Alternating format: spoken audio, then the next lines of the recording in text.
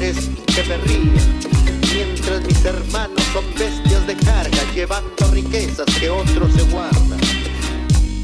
¡Somos fuerza de trabajo!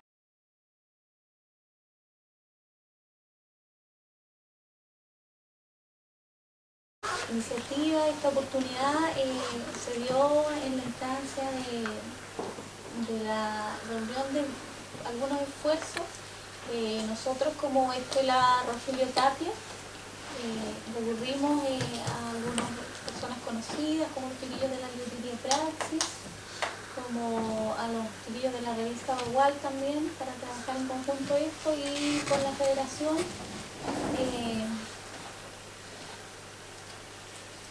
Y bueno, y la finalidad es de reunirnos a conocer a Manuel Sutherland, que vino a propósito del seminario Los marxismos del siglo XXI que se realizó la semana recién pasada en Santiago del Paraíso. Y aprovechando esa instancia, entonces nosotros dijimos, ¿por qué no traer un pedacito quizá de ese seminario para acá? Para conocer quizá de primera fuente lo que está pasando con el proceso bolivariano, que finalmente igual es de gran relevancia para todo lo que puede suceder y proyectarse para el continente. Así es que en eso estamos ahora. Manuel Sutherland, de acuerdo a lo que he podido conocer, es economista y profesor de Estado, Economía y Política en la Universidad Bolivariana de Venezuela, donde también lleva a cabo la Cátedra Libre de Economía Política Marxista. Es miembro de la Asociación Latinoamericana de Economía Marxista, ALEM, y del Centro de Investigación y Formación Obrera. Contarles, antes de que demos paso a Manuel, que Cori Duarte lamentablemente tuvo un problema de salud bastante delicado, así que ella no va a poder estar en esta oportunidad, pero sí nos ha ofrecido que para posterior realizar algún taller o algún encuentro, alguna conversación con nosotros acá. Así que ahí estaremos avisando. Y eso, pues así que darles la bienvenida y dejo a Manuel con ustedes. Aló, esto no se oye, ¿no? Sí. Se oye bien igual. Bueno, creo que esto no sirve, así que vamos a tener que hablar así a capela. Bueno, ¿qué saben ustedes un poco del proceso bolivariano en Venezuela? ¿Algunos han tenido alguna idea? ¿Tienen alguna referencia? ¿O ninguna? Nada. No han oído nada en televisión, no han visto a Chávez cantando, a caballo en la sabana, nada. El Mercurio no escribe nada de Chávez, ni siquiera, o sale en CNN Español Chile, nada. Bueno, si es así es más fácil para mí hablarles. Si tienen alguna idea del chavismo, es igual, porque lo que vengo a comentarles es algo bastante distinto. La mayoría de las ideas que la gente tiene del chavismo son dos: o la que da el Mercurio o la que da la izquierda chilena, más o menos el Partido Comunista, que dice que el chavismo es un proceso revolucionario muy avanzado, que están construyendo socialismo, etcétera, etcétera. Yo vengo a darles una tercera perspectiva y espero que la visión que se tiene sobre la sociedad capitalista venezolana se entienda de la manera más política posible. Lo que vamos a ver hoy es un pequeño resumen. Son unas más o menos 18 láminas. Ahí, esto fue parte de mi proyecto para tesis doctoral sobre la productividad en el trabajo en Venezuela. Fue parte de mi tesis de magíster también. Son algunos fragmentos de la economía venezolana que tratan de explicar un poco cómo es la dinámica capitalista en Venezuela. La idea es de no tardarme mucho, es hacer una exposición más o menos rápida y que ustedes me puedan preguntar, inquirir y bueno, y que puedan plantear su punto de vista y yo poder responder un poco. No sé si, no recuerdo haber leído, yo soy comunista, creo que es la principal, no soy del PC, como cuando uno dice comunista todo el mundo cree que es del Partido Comunista, ¿no? Tengo una perspectiva radical de la sociedad totalmente diferente a la que más o menos ustedes escuchan en sus profesores. Ya no doy clases en la Universidad Bolivariana porque he tenido ciertos enfrentamientos con profesores que son bastante conservadores, bastante cursis. Y bueno, la oportunidad de hablar hoy es para mostrar la cara obrera de la sociedad. Nosotros no somos socialdemócratas, no somos demócratas, somos comunistas y creemos en la necesidad de un cambio verdaderamente radical en la sociedad. Eso nos ha traído problemas, persecuciones, bastantes discusiones y les comento que la exposición que dimos en Valparaíso fue un poco atacada, decimos un poco por quedarnos cortos, a propósito, por una serie de socialdemócratas de acá que dijeron que la exposición era demasiado crítica, que lo importante es el proceso, etcétera, etcétera. Nosotros creemos que no. Bueno, ¿alguna pregunta antes de arrancar? ¿Alguna duda? ¿Alguna cosa? ¿No? Listo. Bueno. A ver. Esas luces no se pueden apagar. ¿Estas acá? Creo que se vería un contraste mejor para las láminas.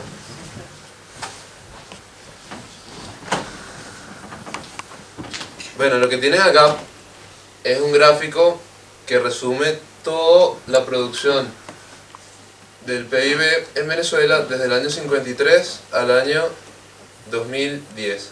El Producto Interno Bruto es la variable más representativa de la economía nacional, es la variable más explicativa del andar económico de cualquier país, y aquí lo que ustedes pueden ver sencillamente es el comportamiento cíclico de la economía, auges que están por acá y bajas, y cómo en los últimos 30 años los auges y las bajas son más fuertes. ¿Qué es lo que quiere decir eso?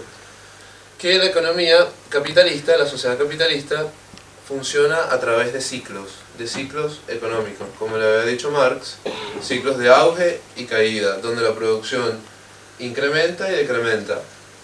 Esa ciclicidad de la economía generalmente es negada por los economistas burgueses, pero se hace más que evidente cuando se grafica. Estas son las variaciones porcentuales interanuales, y esto está colocado de manera bianual. Ahora, en estos picos que ustedes ven acá, es donde generalmente se realizan o se producen los estallidos sociales, las grandes marchas, las grandes peleas, los grandes conflictos con la policía y las grandes manifestaciones y los grandes enfrentamientos contra el orden, contra la represión.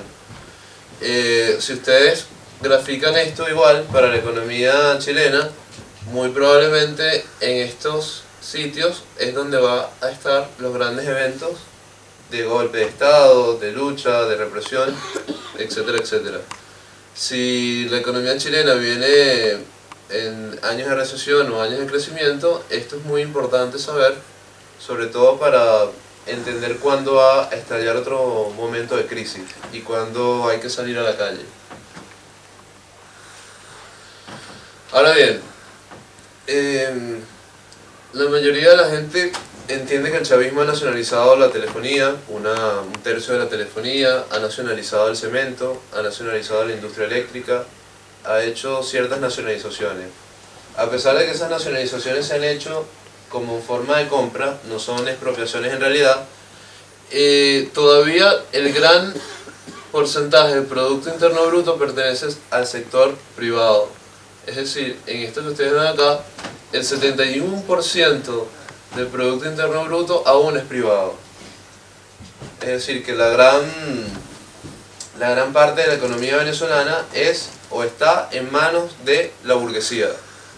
Cuando decimos la burguesía hablamos del empresariado local. Empresariado local hablamos del empresariado venezolano o extranjero que está radicado en el país. Lo que queremos decir acá es que todavía, a pesar de las nacionalizaciones, la economía está en manos de la burguesía mayoritariamente. Y si la economía está en manos de la burguesía, los cambios radicales no se pueden dar.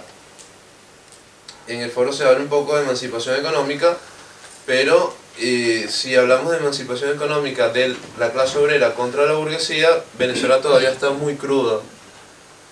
Todavía los grandes medios de producción están en manos de los explotadores. Como ven acá, esto es del año 99 y del año 99 al año 2010 incrementó en 3%.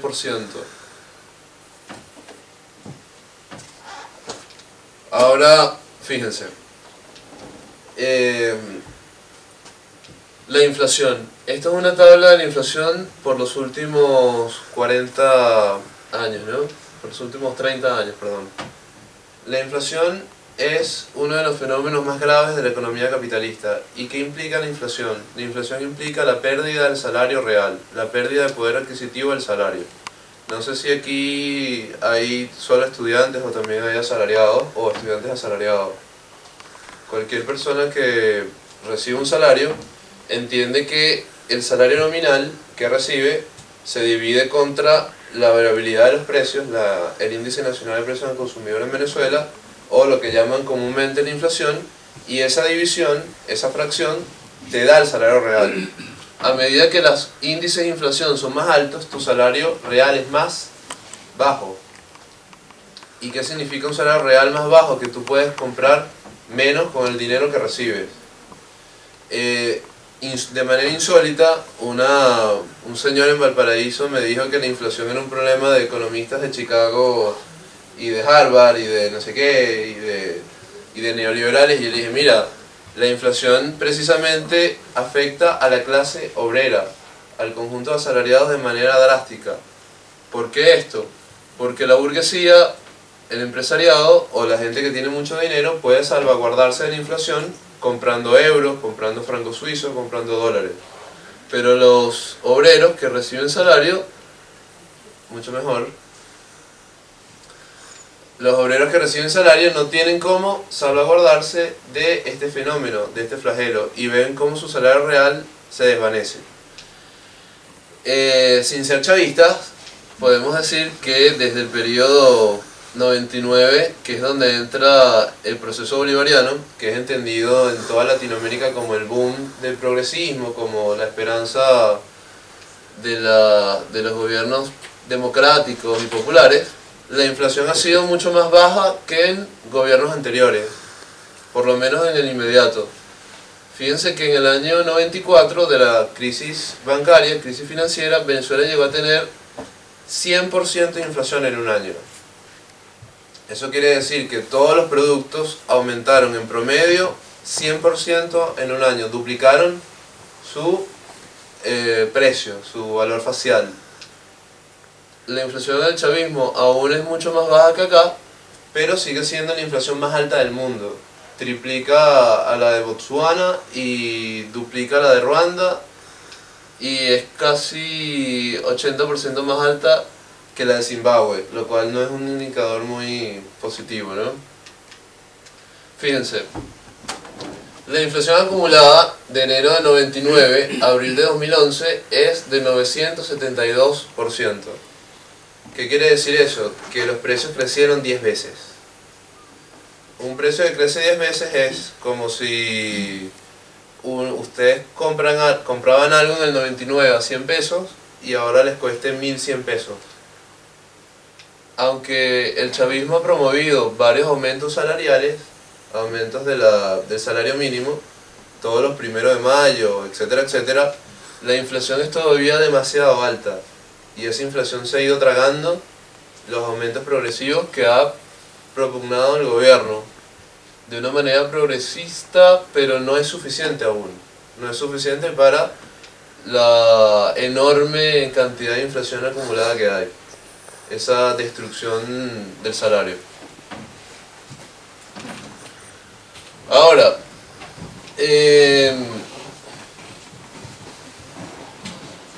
fíjense acá.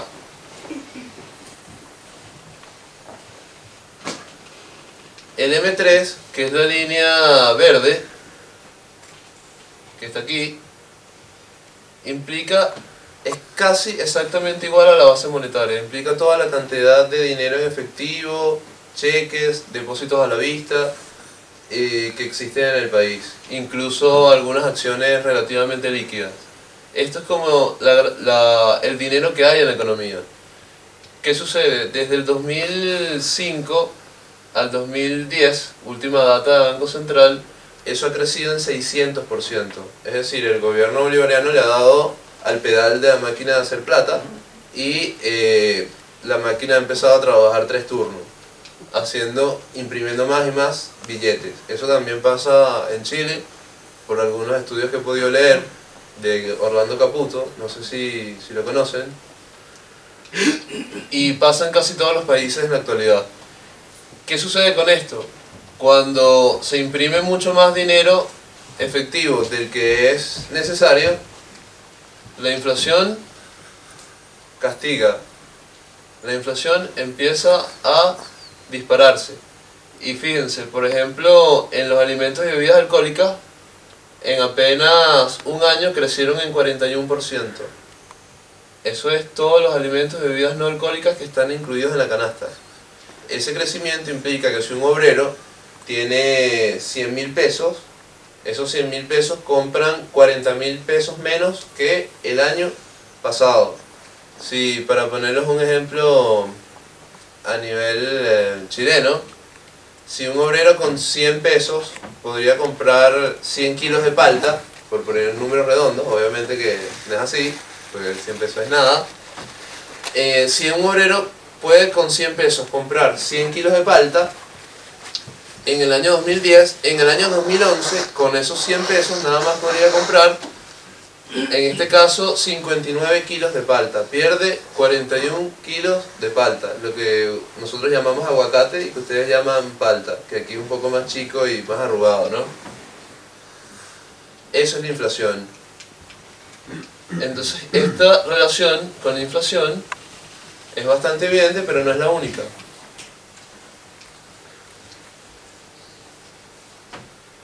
Fíjense una cosa.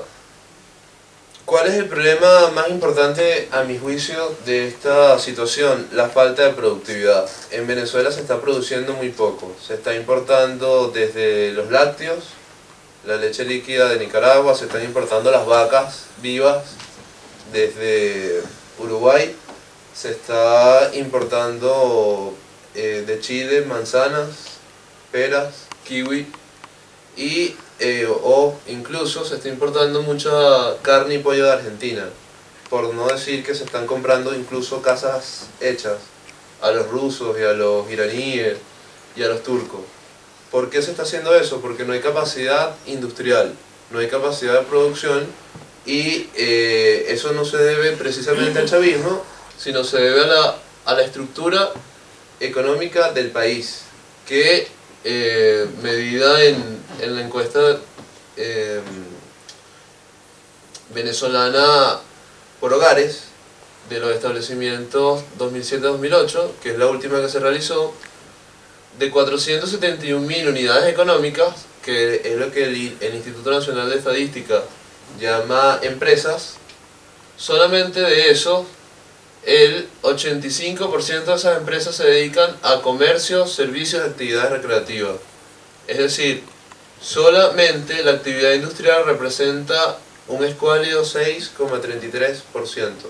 Solamente el 6,3% de las empresas se dedican a actividades industriales, actividades de manufactura. Eso redunda en que no se produzca casi nada y que todo se tenga que importar. ¿Saben lo que es escuálido, no? Ok, cualquier venezolanismo que ustedes vean ahí, con todo gusto me lo preguntan, ¿no?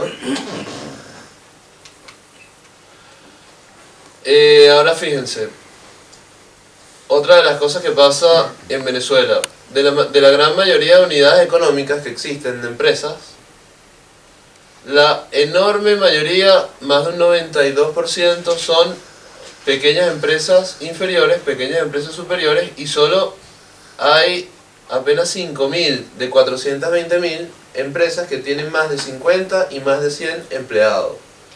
Según la encuesta, una gran empresa se considera una empresa que tiene más de 100 empleados. Cosa que es bastante discutible, pero es los números que ellos utilizan. En Venezuela solamente este diminuto numerito, 2.169, sobre 471.000, que es el número de unidades económicas entrevistadas, son las que son de o contienen más de 100 obreros contratados. Solamente 2.169 son grandes empresas. Mediana empresa superior, en la encuesta o en el censo económico realizado por el mismo gobierno, por el mismo estado, solamente son 2.760. Todas estas empresas tienen menos de 20 empleados y representan, aquí no aparece por algunas cuestiones, representan más del 97%. Es decir, el 97% de las unidades económicas en Venezuela son pequeñas. ¿Y qué quiere decir que sean pequeñas empresas? Que son empresas que no tienen la capacidad para responder a los retos de producción industrial y que por lo general son ineficientes, ineficaces porque no trabajan en economías de escala. Y al no trabajar en economías de escala producen poco y tienen costos muy elevados, costos de producción muy elevados. Y obviamente por eso generalmente se dedican a actividades de comercio, servicios, médico asistencial y actividades de recreación, educación religiosa, construcción se agrega valor, pero deportiva, cultural, etcétera, etcétera. Ahora, fíjense, en Venezuela el 96% de lo que se exporta es petróleo. Es decir, casi tenemos una dependencia exclusiva del bien petróleo. El 96% de ese petróleo que se exporta, es decir, de todas las exportaciones venezolanas, 96% son petróleo. Y ese 96%, el 80% es petróleo crudo. Prácticamente se excava la tierra y se pone lo que está debajo de la tierra en una lata y se le vende a nuestros queridos amigos gringos, que después nos venden plástico, nos venden las carcasas de los teléfonos, ese tipo de cosas. ¿Qué es lo que aparece en este gráfico que parece un poco enrevesado? Muy fácil. Los contratos que ha hecho PDVSA como empresas mixtas y convenios internacionales para hacer, no sé cómo le dicen acá, joint ventures, igual. Para hacer asociaciones con empresas transnacionales para explotar en común alguna unidad económica. Eso... ¿Ah? ¿Cómo? Commodities. No, commodity son las mercancías en sí mismas. Le dicen commodity al petróleo, por ejemplo, el oro y ese tipo de cosas. Pero sí, es como una asociación entre transnacionales y empresas nacionales para explotar alguna mina, por ejemplo. Cuando en las minas de cobre acá, empresas transnacionales, no sé cómo es la legislación en la actualidad, cuando las empresas de cobre trabajan con el Estado para explotar una mina de cobre en común, eso se le dice un joint venture. Eso es excesivamente negativo para las naciones que hacen eso. Las grandes transnacionales se roban todos los beneficios de eso, de ese negocio, y lamentablemente en Venezuela eso sigue ocurriendo. Hay una transferencia de beneficios desde el país hacia las transnacionales. Fíjense, este gráfico que está acá es de los estados financieros de PDVSA. Voy a leer nada más un dato. PDVSA en sus operaciones internacionales solo arrojó 189 millones de dólares como utilidad neta, a pesar de que los ingresos fueron de 66.000 millones de dólares, una utilidad de apenas 0,28%. Esta columnita roja que ven acá, que es casi invisible, que parece un punto rojo, es la utilidad neta que le genera el beneficio por la actividad de joint venture, la actividad de explotación petrolera con las transnacionales. Y en un negocio petrolero, el negocio petrolero da casi tanta plata como el narcotráfico, da casi tanta plata como la trata de blancas. Es bastante nocivo, bastante negativo, bastante doloroso, que apenas de 66.574 millones, la utilidad apenas sea 189 millones. Hay alguien que se está robando esos beneficios. Otro de los problemas en ese tipo de actividades, a pesar de que se han hecho nacionalizaciones y se han hecho algunas mejoras, todavía no es suficiente. Fíjense, el crecimiento de los activos, que es en azul, la barra alta, ha sido importante, ha crecido en 265% de PDVSA, que es el corazón económico de Venezuela.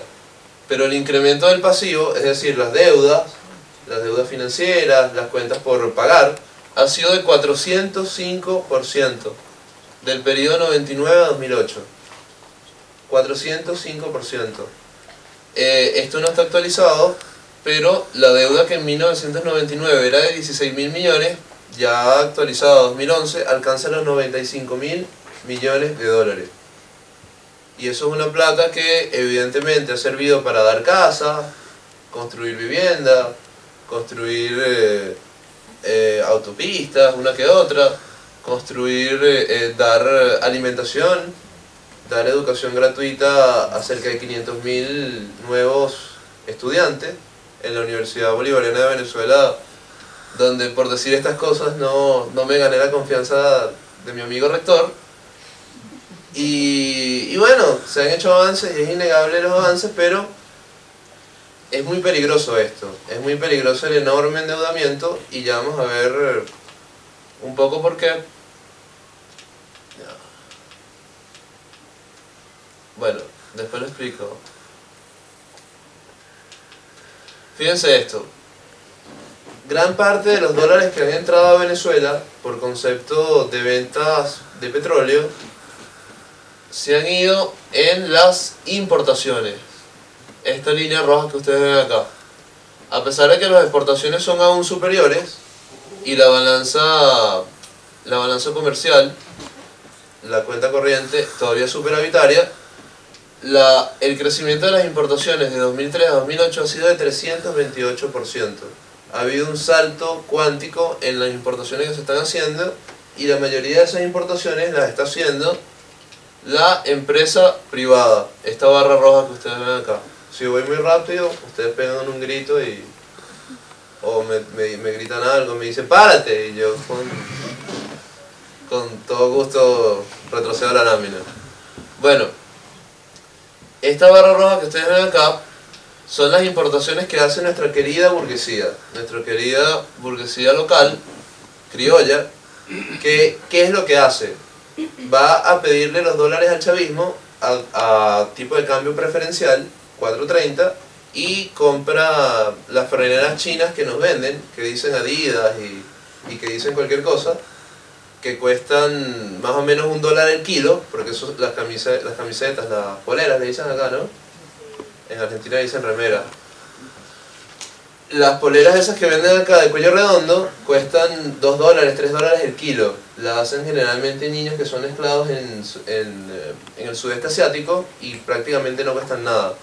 En Venezuela la burguesía las compra y las revende en los malls. Las revende en los centros comerciales como si fueran de última moda, como si fuera oro líquido, y en cada transacción que ellos hacen compran una franela pónganse en $1, que aquí serían algo así como 500 pesos, ¿no? Poco menos, 480. Y la revenden en 6.000 pesos. 6.000 pesos, 7.000 pesos, y hacen ganancias extraordinarias. Esas ganancias extraordinarias lo que hacen es comerse nuestra renta petrolera. Y lo peor del petróleo es que el petróleo se acaba y no se repone. Es como el cobre. Es la liquidación de un activo fijo. No es algo que se produce. Es algo que se extrae y que se vende.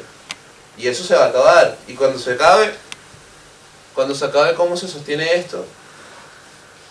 El problema que yo le digo al chavismo es que este auge de las importaciones totalmente artificial se debe básicamente a las especulaciones, a las especulaciones que realiza la burguesía para hacer negocio.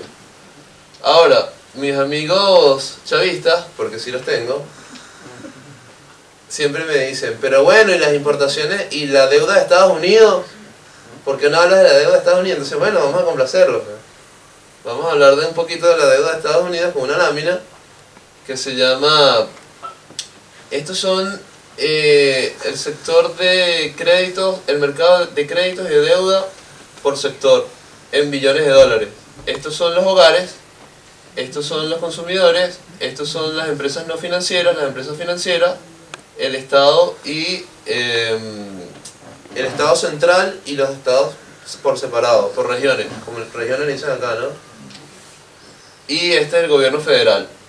Entonces fíjense, la deuda de Estados Unidos desde el año 73 ha ido creciendo de una manera sostenida. Estados Unidos es un país que está en default. O sea, aquí se usa default también. No. Default es cese de pagos, en cesación de pagos.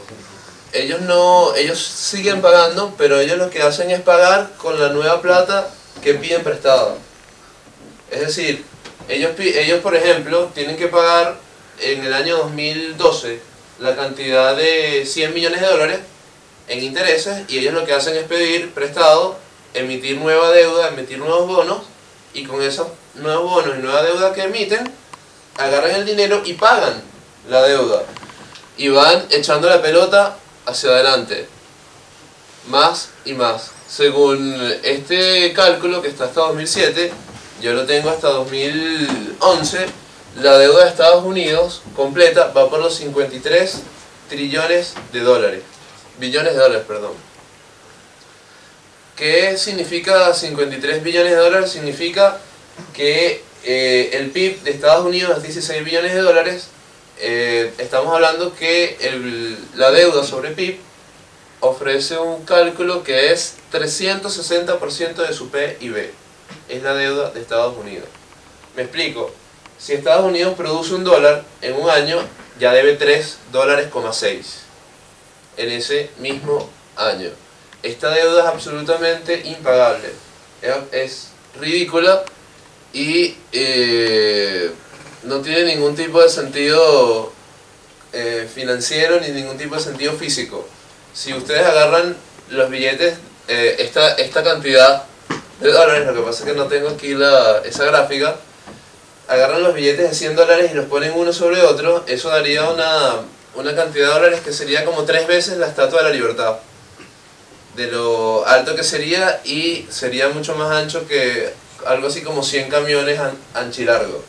Es una cantidad de dinero absolutamente ridícula, y eso evidencia dos cosas. Primero, la falta de productividad de las empresas estadounidenses, que han ido perdiendo productividad con las empresas chinas, contra las empresas coreanas, contra las empresas del sudeste asiático, y implica que muy probablemente esta situación de crisis terrible que atraviesa Estados Unidos, que ya ha arrojado, según sus propias estadísticas, a más de 44 millones de personas a la pobreza.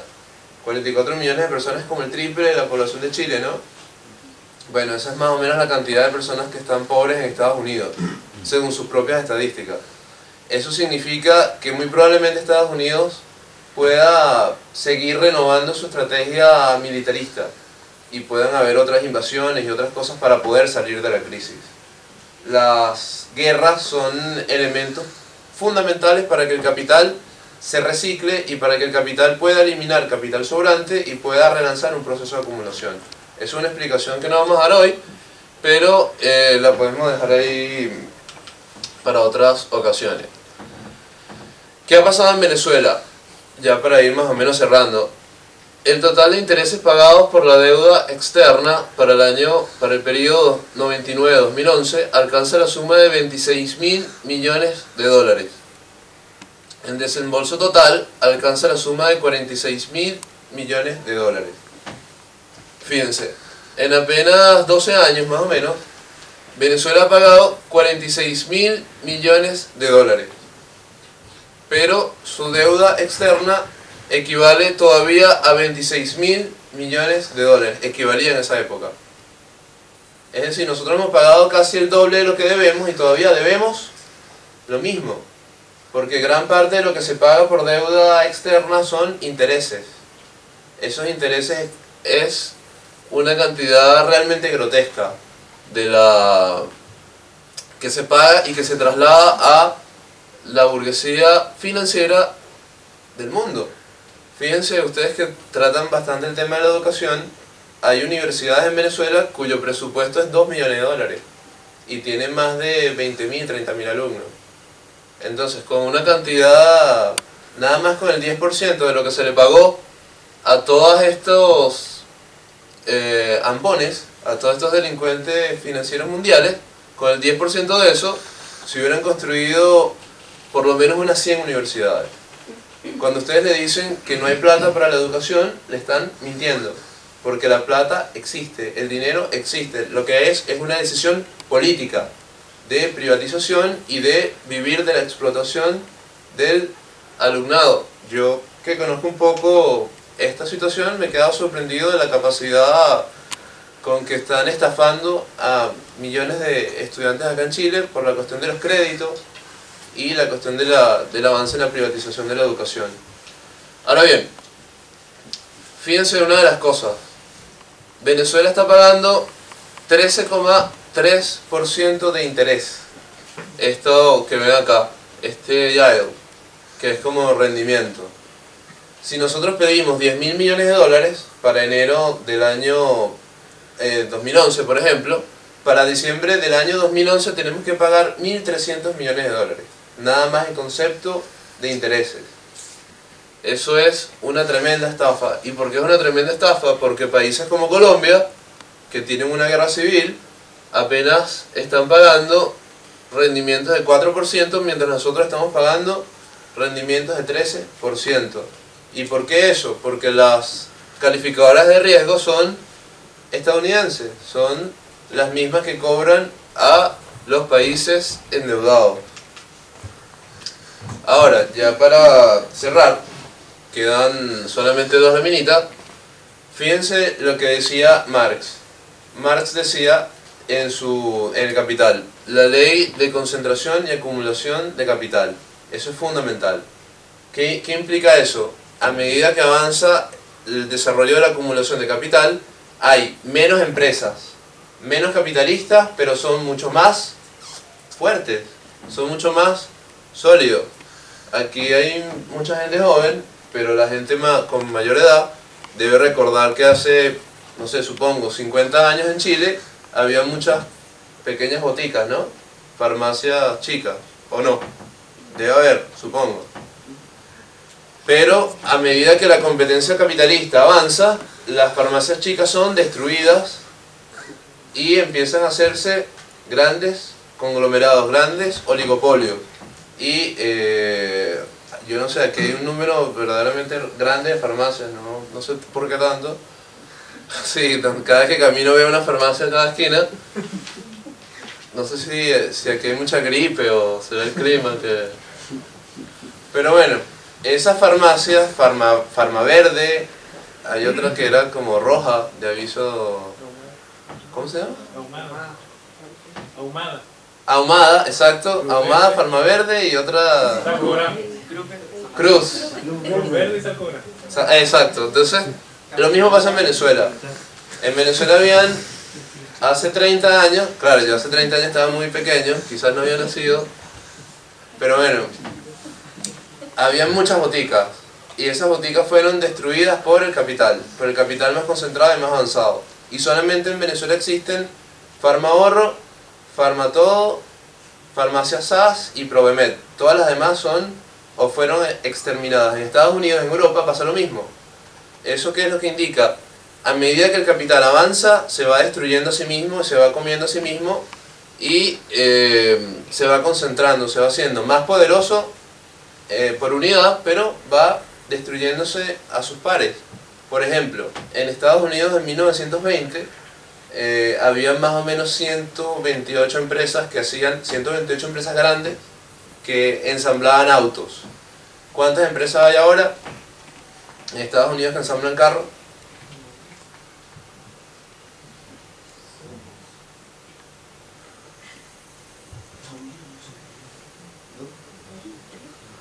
Dos. Ford y General Motors. Chrysler fue comprada por Fiat hace poco en una adquisición. De 128 empresas en Estados Unidos bajaron a 2. De hecho, el planeta tiene 7.000 millones de personas y lo que hay son 20 empresas que producen autos. Y somos 7.000 millones de personas. A medida que el capital avanza, va a ir destrozando a todos los pequeños negocios, lo cual, aunque a ustedes no les parezca, les suene raro, lo cual no es negativo. Mientras el capital más destroce a la pequeña propiedad y más concentre, va a ser mucho más fácil expropiar el capital. Va a ser mucho más fácil quitarle la propiedad de los medios de producción porque van a estar más socializados y va a ser mucho más sencillo. Me explico. Es mucho más fácil expropiar al Escudo, y Cristal también es de acá, a los dueños de Escudo y a los dueños de Cristal, que expropiar 8.000 productores artesanales de cerveza. Si hay 8.000 productores artesanales de cerveza, el Estado proletario no puede expropiarlo. No es por ningún prurito moral, sino porque no vamos a hacer nada con 8.000 alambiques de cerveza artesanal. No tiene sentido. Pero expropiar Escudo y expropiar Cristal sí, porque Escudo y Cristal son grandes empresas que tienen miles de obreros, tienen una tecnología, tienen un desarrollo y eso sí se puede gestionar socialmente. En Venezuela, desde el año 2001, que es este gráfico, al año 2011, la cantidad de patronos y empleados ha bajado de 640.000 a menos de 420.000. Eso quiere decir una fuerte tendencia a la concentración de capital, y este gráfico pudiera ser mejor, cosa que les debo y me pido disculpas, porque nosotros podríamos dividir la cantidad de patronos sobre la cantidad de la población y hacer una aritmética sencilla para probar que aunque la población crezca, incluso el decrecimiento de los patronos es más acentuado. Ahora bien, esta es la distribución del ingreso en Venezuela año 2009, que es la última encuesta nacional de presupuesto familiar. Fíjense, el 20% más rico apropia el 45% del ingreso y el 40% de los hogares más pobres apropia el 15% del ingreso. A pesar de que en Venezuela el coeficiente de Gini, que es el coeficiente que mide la desigualdad entre la distribución por ventiles, por hogares, ha mejorado, cosa que no está acá, igual la distribución sigue siendo muy desigual. Y esto es más desigual, estas dos franjas que ven aquí son el 20% más rico de la población y el segundo 20% más rico de la población. Esto es el 40% de la población. Y todos estos tres colores son el 60% de la población, que se queda con el 20% del ingreso. En Estados Unidos, el 5%, oigan, el 5% de las personas más ricas se apropian el 80% del ingreso. Y eso es una tendencia normal en las economías capitalistas. A medida que la economía capitalista se desarrolla, va empobreciendo a la pequeña burguesía, va empobreciendo a la clase obrera y va concentrando sus capitales en grandes familias, en grandes corporaciones. Esta es la última lámina y se refiere a algo que quiero que si tienen alguna duda me pregunten, porque es un poco más técnico. Fíjense, la producción de un país, el Producto Interno Bruto, el ingreso total de un país se puede medir por la parte de la remuneración a los factores económicos. Esta remuneración a los factores económicos implica que hay básicamente dos factores que cobran en la economía. Uno, que está acá, es la clase capitalista, que apropia ganancias, y el segundo factor, o el segundo factor de producción, es la clase obrera, o el total de asalariados que recibe sueldos y salarios. La línea negra, que ustedes ven acá, es la cantidad porcentual de ingreso que apropia la clase capitalista en Venezuela. Y la línea roja es la línea que apropian todos los asalariados en Venezuela. En 1999, la línea roja era ligeramente superior a la negra. Tenía 50,98% contra 49%. Decimos que los asalariados en su conjunto devengaban cerca de 1% más que los empresarios, que la clase capitalista. Ahora, en el año 2010, el 61% del ingreso se lo apropian nuestros queridos amigos capitalistas y la clase asalariada solo apropia el 38%. Ha habido una reversión en la distribución del ingreso. Y aunque a mis amigos bolivarianos les parezca eso un anormal, es todo lo contrario. A medida que el capital va ensanchándose y va acumulándose, estas tendencias deben abrirse, porque concentra y centraliza más el capital. Ahora, hay algo peor en esto. Lo peor en esto es que esta línea roja debería estar un poco más abajo. Y debería estar un poco más abajo porque en la línea roja también incluye los salarios de los burgueses. Es decir, si yo soy dueño de una venta de empanadas que está en la calle, no sé, en una calle por acá cerca, en Valdivia, yo puedo tener 5 empleados y les pago a cada uno 200.000 pesos mensuales. Sería 1 millón, ¿verdad? Pero yo, como dueño de la venta de empanadas, me puedo poner a mí mismo un salario de 2 millones de pesos. Entonces yo, con mis 2 millones de pesos por dirigir la empresa, puedo ganar más que el resto de los operarios de la empresa. Y esos 2 millones que yo me pego a mí mismo de sueldo, generosamente, ¿van en dónde? En la línea roja. O sea que de esta línea roja la burguesía también come, la burguesía también muerde. O sea que la distribución de la línea roja debería ser un poco más baja. Debería ser 70% a través para los capitalistas y 30% a favor de los asalariados. Ahora bien, alguien me puede decir, bueno, pero no están tan desiguales. Y yo le puedo decir, bueno, sucede que, como lo habíamos visto en la lámina anterior, los patronos y empleados en Venezuela solamente son 400.000, como se ve acá. Esto es una maravilla, no, nunca lo había usado. Estoy un poco emocionado por eso, ¿no? Sí, esto va a tener que ir a comprar allá al Jumbo. Entonces fíjense, 400.000 personas se apropian el 61% del ingreso. 400.000 personas se apropian el 61% del ingreso, que produce más o menos 14 millones de trabajadores asalariados en el país, en el sector informal y formal. En Venezuela el sector informal es más o menos 46-47%.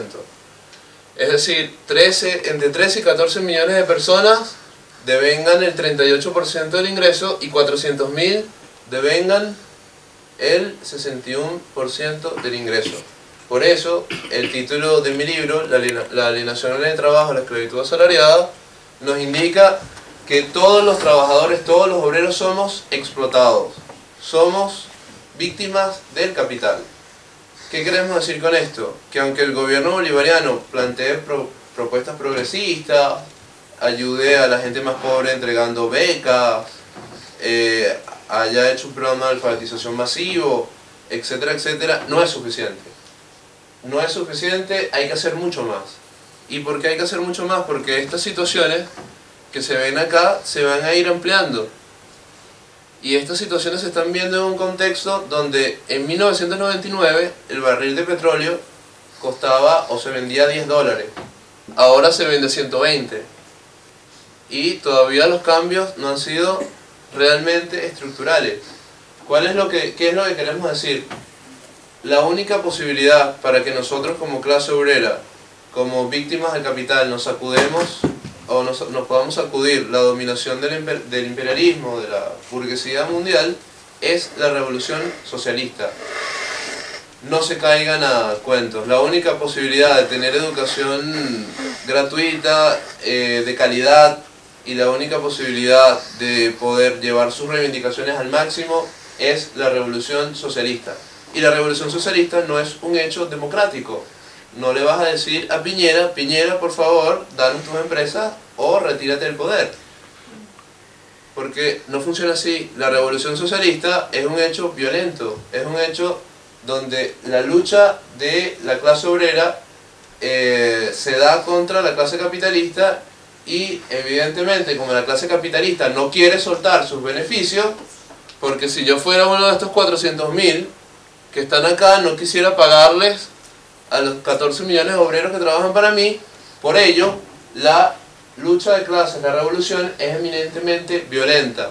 No existe la revolución pacífica. Eso no lleva a ninguna parte.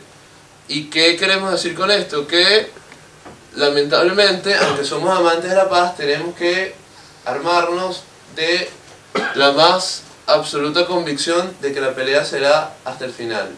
Y que la burguesía no nos va a dar nada de gratis y que todo lo que podamos obtener va a ser arrancado con el cuchillo entre los dientes, con el puño cerrado y con la convicción de matar o morir. Muchas gracias, compañeros.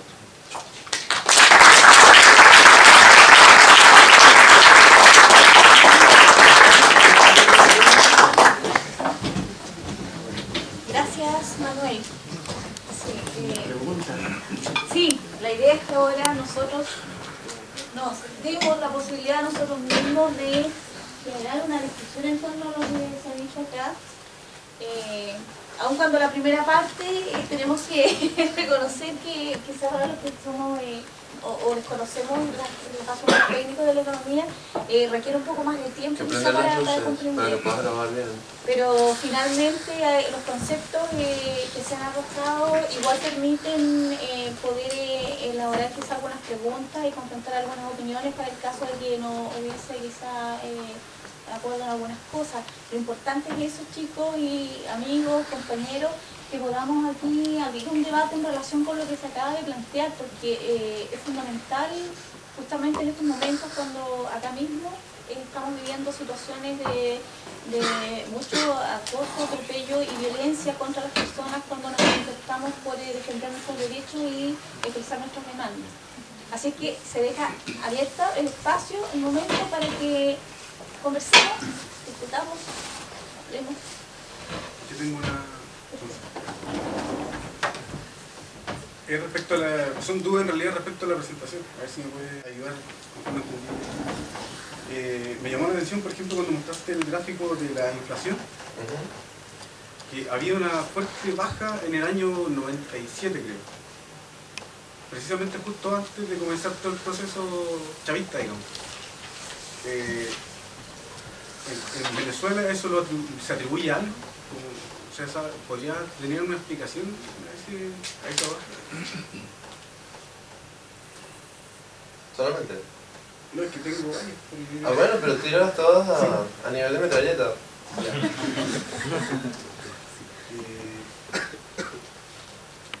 Hablaste en uno de los últimos gráficos que mostraste, hablaste de que pasaron del 99 a tener 600.000 núcleos empresariales, por decirlo de alguna forma, a 400.000. O sea, no es núcleo empresarial la palabra, pero... No, es cantidad de patrones y empleadores. Ya bueno, dentro del proceso es mismo. No, el otro. Sí, bueno. Es este, de 600.000 a... Claro, dentro del proceso de Venezuela, también podría, no sé si explicarme qué pasó con esos 200.000. Sí. ¿Cómo no? Respecto a la concentración, no, a ver. No sé si tiene el gráfico de los ingresos por ahí, para recordarlo. Este.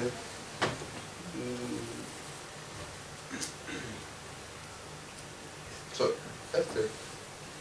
Había otro de ingresos, ¿no? De ingresos por casa, ¿no? Este. Este es el ingreso por hogar. Ya, el gráfico, por ejemplo, por el efecto visual, simplemente se ve ese origen desde el 97. Allá, pero esa tendencia se ha mantenido constante. O sea, venía desde mucho antes ese mismo otro. Ya, eso. Bien, ¿quién más? Tiene un poco el cruce, o tiene que hacer un poco el cruce con las otras economías del ALBA con respecto a si está ocurriendo lo mismo, o tal vez se acreciente también esa redistribución del ingreso en los países del ALBA también. ¿Alguien más? ¿Tiene alguna? Mi pregunta es la siguiente. ¿Qué parecido hay, digamos, el proceso venezolano con el tiempo de la Unidad Popular en cuanto a lo que está sucediendo allá? Y la otra duda es que la lucha aquí en Chile la han dado los estudiantes y en alguna medida los trabajadores con huelga y paro. ¿Y por qué tú, digamos, nombras mucho a la clase obrera? Bien, ¿el compañero? Dentro de la diferencia del PIB que dice del Estado y la parte privada, que era como un 71 y una de las primeras diapositivas, que se ha aumentado un poco la estatización en estos últimos años del periodo bolivariano. ¿Cómo podrías tú ver cómo aumentar la producción y la competitividad entre la parte privada y público? Porque si ha aumentado la privatización, ¿por qué ha ido disminuyendo la productividad del gobierno estatal? No entendí. Se ha aumentado la privatización y han aumentado la cantidad de producción supuestamente, o mayor empresas que son estatales. Ya, pero son dos cosas diferentes. Una cosa es que haya aumentado la privatización y otra cosa es que haya aumentado la producción de la empresa privada. Pero tú puedes hacer en un periodo, por ejemplo, puedes privatizar 3 empresas, pero la producción estatal del cobre fue muy alta, entonces se ve un aumento en la producción del sector público. Son cosas diferentes. Pero ¿cómo se podría lograr la competitividad? Por ejemplo, porque si tú... ¿Cómo se podría lograr que el sector público fuera más grande, dices tú? Sí. Ok. Y lo otro, no sé si tú manejarás ese tema de más o menos cuánto el gasto público al área de defensa, cuánto ha aumentado. Ok. ¿Quién más? ¿Compañero? Sí, tu presentación se llama ¿Qué hacer? Y en realidad es interesante la discusión que se da en términos de aspectos macroeconómicos y es relevante en distintos niveles. La pregunta que tengo yo en realidad es que si uno quiere hacer una caracterización de una situación política, tiene que hacerse cargo, entre otras cosas, de dar cuenta de cuáles son las fuerzas políticos sociales que existen en Venezuela, entre otras cosas, cuál es la composición de la burguesía nacional, y con eso me refiero a las distintas ocupaciones, y en realidad cuál es la diferenciación que existe entre la burguesía nacional financiera, externa, y en realidad esa es la pregunta, ¿cuál es la caracterización que tú podrías hacer? Y desde ese punto de vista, en realidad, ¿qué hacer? Cuando en realidad la disposición es más económica y tampoco hay un camino en términos de las políticas públicas que debe llevar Venezuela. Pregunta en esa dirección. Ya. ¿Quién más? Ajá. Sí, yo tengo dos preguntas. Ya. La primera tiene que ver un poco con un cierto acostumbramiento que tenemos, yo creo, acá en Chile, nosotros a las críticas al proceso bolivariano, pero como desde la derecha. Ciertos mitos, demonizaciones, pero entiendo que tu posición ha sido muy clarificadora en ese sentido y se inscribe dentro de una crítica desde la izquierda. Pero a pesar de eso, me quedo con la sensación de que, por los datos que tú das, de que finalmente el proceso bolivariano ha sido muy beneficioso para la burguesía. Por ejemplo, ha aumentado la concentración de la propiedad, han aumentado también la ganancia o se han visto beneficiadas las empresas transnacionales que explotan el petróleo en Venezuela, ha aumentado también o se ha mantenido la distribución desigual del ingreso, etc. Una serie de datos que dan un poco la impresión de que el proceso, en vez de perjudicar a la burguesía, lo ha beneficiado.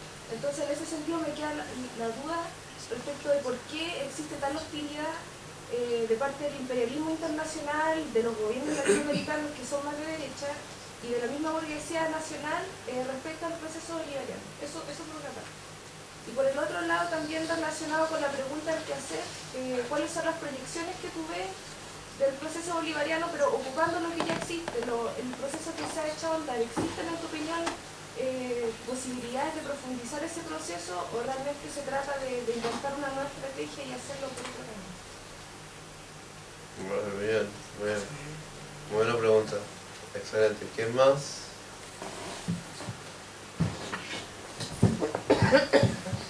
Listo. Bueno, entonces voy a hacer lo más rápido posible para no abusar de su tiempo, pero como no van a venir en la ARCI, casi que nos sacan a escobazo. Entonces no tuve tiempo de responder las preguntas. Ahorita voy a tratar de responder algunas preguntas con más calma, porque son de verdad bastante interesantes, ¿no? Bastante buenas preguntas. A diferencia de la gente de Valparaíso que hizo unas tonteras que parecían repencas, por decir otra cosa, ¿no? A ver, lo primero, la inflación 99 y 97, eso está por acá. ¿Dónde está mi mágico aparato? Fíjense, el chavismo entra no aquí, ni aquí, ni aquí, ni aquí, sino entra acá. El chavismo ya aprovecha la caída tendencial de la inflación. Aquí hubo un pico muy alto en la crisis del 94 y ya cuando el chavismo entra para el periodo 99-2000 ya hay una tendencia clara a la baja. No fueron políticas manifiestamente macroeconómicas que tumbaron la inflación. Ya hay una tendencia hacia la baja en estos años hasta la entrada del chavismo que se mantiene. Obviamente, muy al contrario de lo que dicen los economistas de derecha como Vicente Padilla de CNN, el chavismo, a pesar de que tiene la inflación más alta del mundo, comparado con la inflación de periodos anteriores, es prácticamente un tercio. De la inflación de periodos anteriores es mucho más baja, pero aún es demasiado alta. No, mi pregunta era, tú como eres venezolano, ¿existe alguna asociación histórica a ese proceso? Sí, sí, hay una enorme tendencia estructural. A la baja, desde el 96 al... No, simplemente subió demasiado, aquí hubo un ajuste macroeconómico terrible, hubo una devaluación de 100%, en este periodo los sueldos bajaron mucho y la presión sobre la compra cayó, la demanda agregada disminuyó, hubo una recesión muy grande y eso fue la entrada al gobierno bolivariano. Si te fijas en el gráfico que está acá, esto es 94-95, esta caída que ves aquí, no sé si se nota,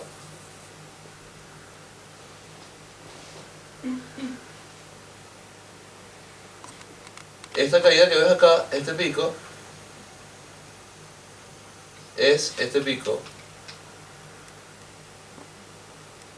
Hay una correlación entre ambas caídas, la caída de la demanda agregada, la caída de la economía y la caída de los salarios y la caída importante del aumento de la inflación. Si baja la inflación, el Sí. salario como tal adquiere mayor poder adquisitivo.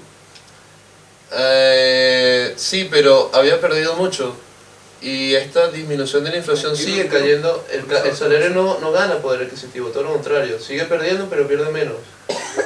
O sea, estas inflaciones son muy altas, 40%, 20%, son todavía muy altas, no puede ganar, no puede revalorizar. No, me refería a que, no sé, me pongo en la situación, yo como venezolano, si en el Pierde. 97, por ejemplo, con 1000 pesos compraba, no sé, 2 tortas, en el 2000, con esos 1000 pesos yo podía comprar 3 tortas.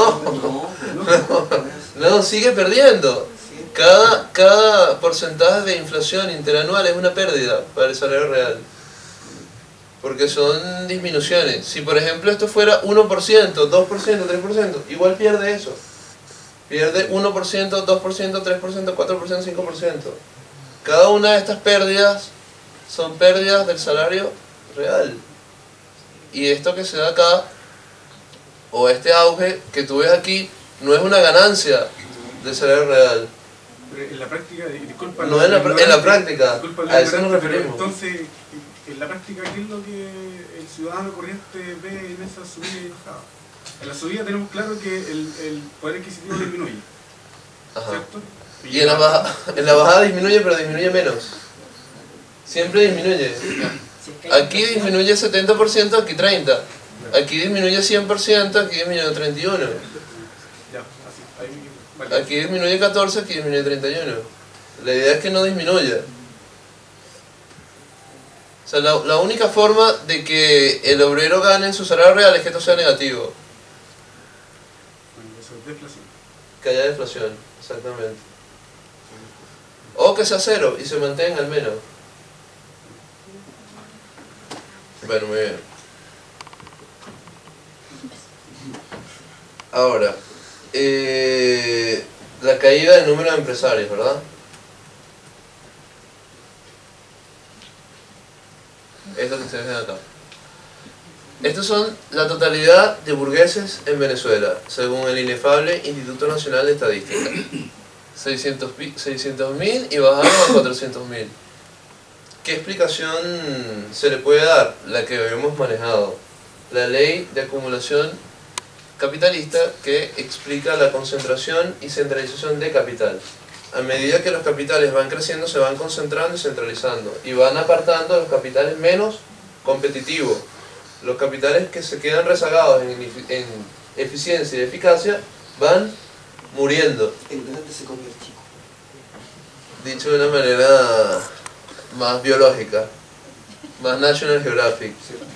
El tigre se come al venado y etcétera, etcétera, ¿no? Para ver, la culebra se come al ratón, el pájaro se come a la culebra y quizás algún tigre se come al pájaro. Bueno, más o menos así. A medida que la competencia capitalista recia, va destruyendo a los capitales más ineficientes, los va sacando del mercado. Estos tipos que estaban acá quebraron y se convirtieron en obreros asalariados o en obreros directamente. Pero pasó, por ejemplo, porque estamos hablando de la burguesía básicamente de Venezuela. La burguesía Pasó que local. esas 200.000 personas pasaron de ganar un muy buen sueldo a ganar un muy No buen ganaban sueldo, no ganaban sueldo, eso no se puede afirmar. Lo que se puede afirmar es que ellos tenían empresas, eran capitalistas, eran dueños de alguna empresa. Y luego ya no, ya la empresa quebró, la tiraron a bancarrota, quiebra y ya no existen. Ahorita o están muriéndose de hambre o son obreros que tienen salario que no sabemos cuánto es, puede ser alto, puede ser bajo. Pero lo que hay es una proletarización evidente de esto, porque no se convirtieron en campesinos ni artesanos. Tienen que haberse convertido en obreros, en trabajadores asalariados, no hay de otra. Bien. Tienes oye, tú eres exigente, ¿no? Te va a cobrar la próxima vez que vengas para acá. Un círculo de burgueses. ¿Ah? Me da la impresión de que el mismo círculo de burgueses, que eran 600.000, a lo mejor los 400.000 que continúan con las empresas, quizás sí absorbieron esos 200.000 de buena forma. Por eso te preguntaba. Que se fusionaron. No se fusionaron, pero lo absorbieron como no sé, pues a lo mejor nosotros teníamos una empresa, Ajá. resulta que yo me quedé sin la empresa, pero como nos conocíamos, él me dio una buena pega, un buen trato. A eso iba mi pregunta. No. Pueden pasar solamente tres cosas.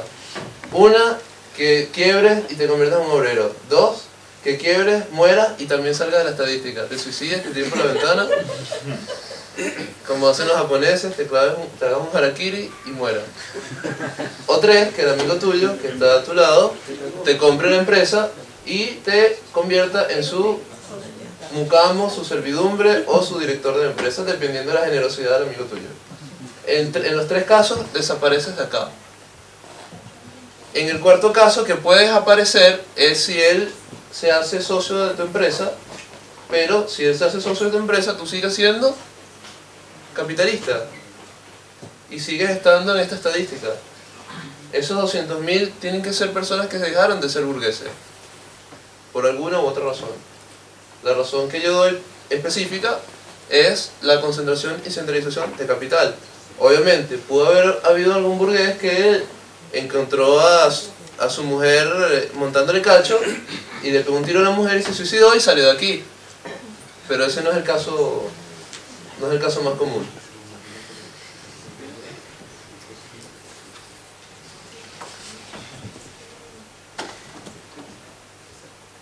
Ah, ya. Ajá. esta es la distribución por hogares en Venezuela, que está acá. ¿Qué significa esto? Tú puedes dividir a todos los hogares de Venezuela en 5 grupos de 20%. Técnicamente se llama ventil. Cada ventil indica el 20% más rico hasta el 20% más pobre de la sociedad. Ahora, ¿qué es lo que nos dice la encuesta nacional de presupuestos familiares? Que esa tendencia a la desigualdad del ingreso se ha mantenido desde el 97 hasta el 2009. Ha habido una pequeña baja en el 2002-2003, pero después hubo un pequeño auge del quintil intermedio y estos dos quintiles se han mantenido más o menos igual. Prácticamente que no ha habido un cambio importante en esta distribución del ingreso, a pesar de que las estadísticas del chavismo dicen que el Gini ha bajado de 0.48 a 0.39. Eso yo no lo entiendo. Por eso no... Lo del Gini no lo entiendo. No sé cómo están haciendo ese cálculo. Si lo está haciendo el hijo... Si se mantiene la tendencia, ¿por qué, como decía alguien por ahí, por qué tanto revuelo? O sea, ¿por qué...? Eso no es tu pregunta. No te aproveches es bastante pequeña. Por no decir que es diminuta, por no decir que no existe. Lamentablemente, es la verdad, el chavismo ha cooptado la gran parte de la dirección de izquierda de otrora, y las jóvenes o las personas que están desde la izquierda tratando de trabajar, el chavismo los coopta y los mete a trabajar en puestos burocráticos. Los nombra directores, viceministros, coordinadores, etc. Y aunque ellos estén realizando labores burocráticas, no están en la calle. No están organizando, no están construyendo partidos, no están haciendo nada. Entonces la izquierda marxista, que puede dar alguna opinión crítica y alguna pelea, es muy pequeña. Estamos tratando de hacer algunas organizaciones, tratando de construir algunas cosas, investigando la realidad, llevando la cátedra de Economía Política, que es un programa para que todas las personas entiendan esto, puedan producir esto por sí mismos para cada país. Se ha llevado a Colombia, se ha llevado a Argentina, se ha llevado a Ecuador, estamos en conversaciones con México, y bueno, tenemos la esperanza de producirla también acá por algunos estudiantes chilenos que puedan tomar la ruta de la investigación y de la crítica militante. Hasta ahora eso es lo que tenemos, es poco, pero esos son modestamente los esfuerzos que hemos más o menos concretizado.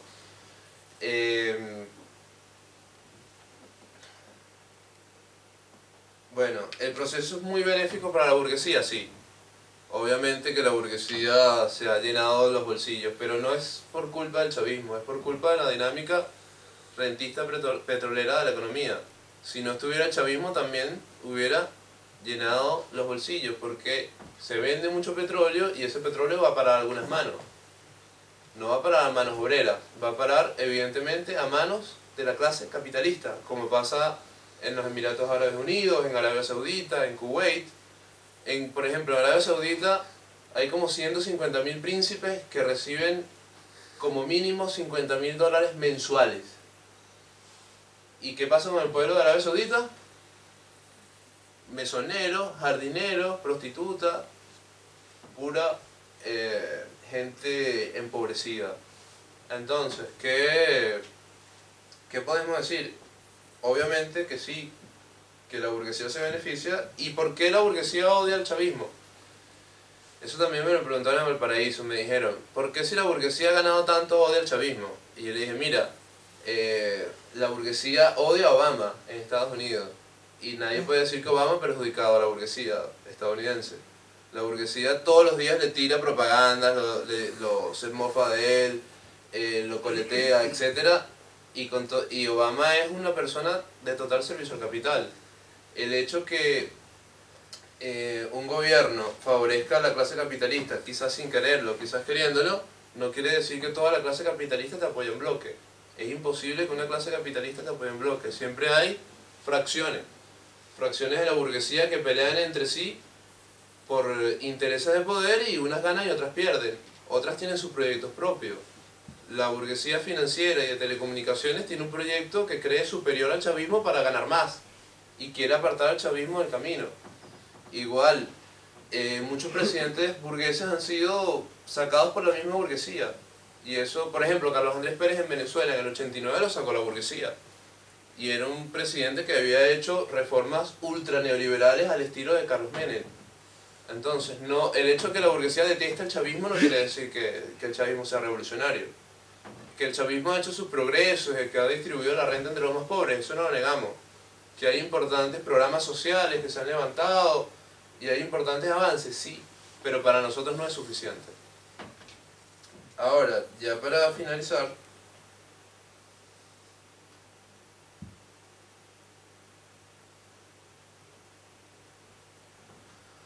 bueno, ¿cuál era tu segunda pregunta? Porque no, la anoté aquí y no la entendí, sinceramente.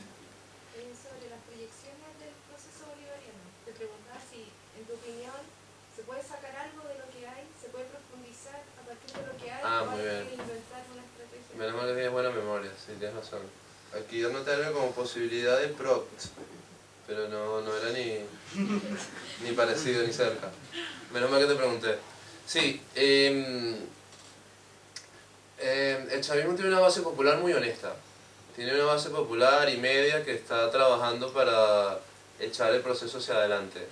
Ellos van a los barrios, a las poblaciones, como le dicen acá, hacen trabajo comunitario, arman consejos comunales, arman mesas de energía, de agua, tratan de organizar consejos obreros, impulsan algunos sindicatos, están metidos en el Partido Socialista Unido de Venezuela empujando para sobrepasar a las direcciones de milicos, que son los que organizan más o menos la política en Venezuela, porque como Chávez es teniente coronel, todos los principales ministros y adláteres son militares, son gente de su promoción y amigos de él. Esa gente honesta sí está impulsando cosas, está protestando, se está moviendo, es leal al chavismo, pero está viendo cada día más sus limitaciones. Esa gente es la esperanza de que pueda haber algo distinto, de que pueda haber un cambio importante. El chavismo ha perdido votos y la oposición ha crecido cerca del 60%. El chavismo decreció en 10% en la última elección. Hay cierto desgaste. Las bases chavistas tratan de luchar contra ese desgaste, pero están haciendo lo mejor posible y hay posibilidades que eso fructifique. Mi opinión particular es que el chavismo llegó a un techo, que esto es el techo del chavismo.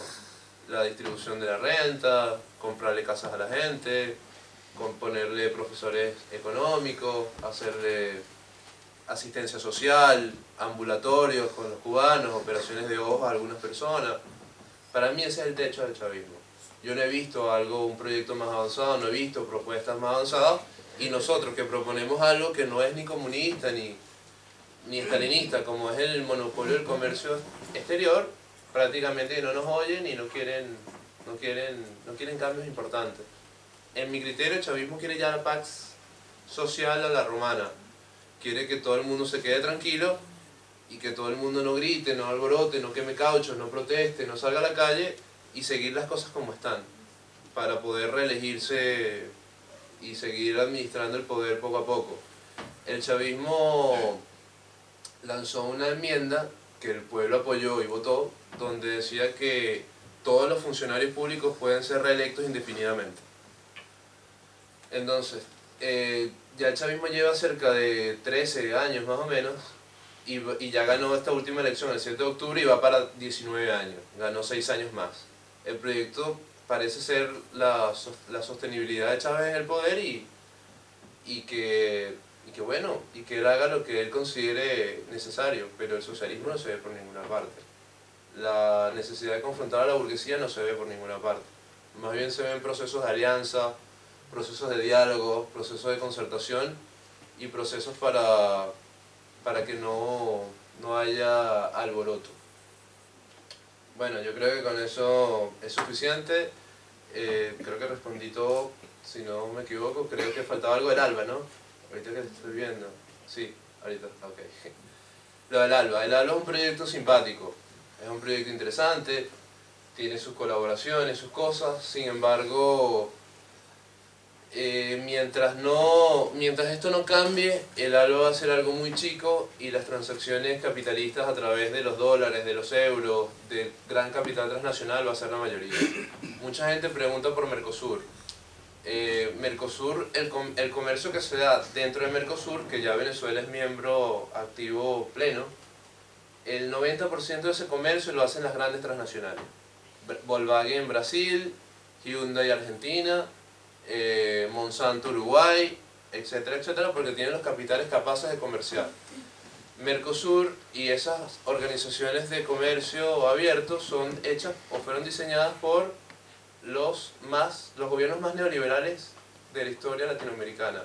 Collor de Mello, Menem en Argentina, y no significan nada para la clase obrera, no es ningún avance. El ALBA no es así. El ALBA plantea seguridad social, medicina, intercambio, plantea cosas bastante avanzadas, pero todavía no hay la base material para darle concreción real a esos proyectos que están en el papel, que sería muy bueno que se realicen, pero amerita de un golpe de timón, amerita de expropiar a la burguesía, de quitarle, de confrontarla y de superarla. Me voy a quedar hasta el 12 de diciembre en Chile, vamos a tener otras actividades quizás en Santiago, quizás en Talca también, en Atacama. Cualquier persona que quiera la presentación se puede comunicar, se las puedo enviar por correo con todo gusto y podemos estar en contacto también si quieren ver la cátedra de economía marxista que nosotros reproducimos y si hay interés de alguno de ustedes en revisarla y querer reproducirla acá como una materia lectiva, como una materia de discusión. Es una perspectiva realmente distinta de la economía que tiene la mayoría de las personas y podría ser un espacio útil para ganarse militantes y empezar a discutir la política de una perspectiva obrera, marxista y revolucionaria. Muchas gracias, compañero.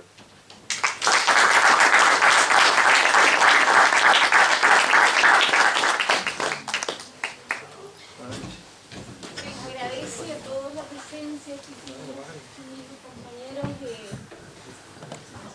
Podríamos idear alguna forma quizá de quedar un poco conectados. Hay una por aquí.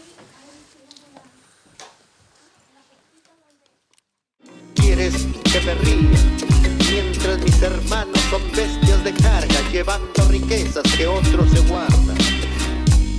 Somos fuerza de trabajo. La riqueza no está en la inversión, sino en el trabajo. Me siento como escarabajo, bajo un escupitajo. La dignidad se nos ultrajo. La ley de la oferta y la demanda. Gana más el que manda, no son estadísticas, lo dice el contenido de mi vianda. 5FP nos roban, nuestro dinero juega la bolsa. ¿Sabías que somos accionistas de lo mismo que nos explotan? Mi denuncia la tilla cada vez que pasen planilla.